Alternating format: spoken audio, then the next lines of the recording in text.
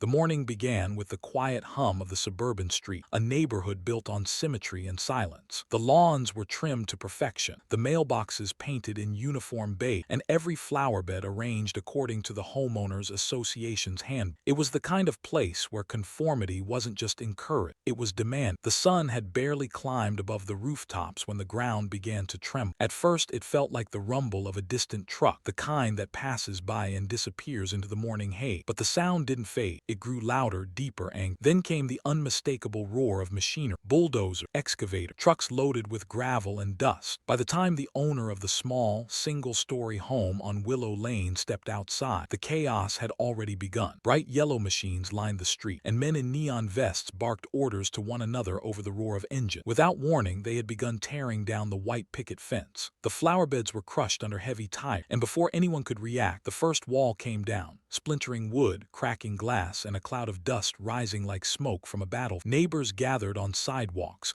whispering and filming with their phones, some in shock, others in quiet approval. The HOA board members stood nearby, arms crossed, their badges gleaming in the sun like small emblems of authority. They watched as the bulldozers leveled the structure, calm, composed, and proud of their decision. They claimed the house had violated code, unapproved renovation, proper fencing, landscape didn't meet aesthetic standards, excuses stacked like bricks in their justification. But there had been no letter, no fine, no hearing, no warning at all. By noon, the home was nothing but debris, an unrecognizable pile of memories and ruin. Dust hung in the air, settling on nearby cars, staining everything with the residue of destruction. The HOA president, a woman named Marlene Carter, stood with her clipboard, surveying the wreckage like a general after a successful siege. She smiled faintly, satisfied that another non-compliant property had been dealt. To her, this was progress, a step closer to a perfectly controlled community. But what she didn't know was that this act of arrogance had set something in motion far greater than any of them could imagine. Later that day,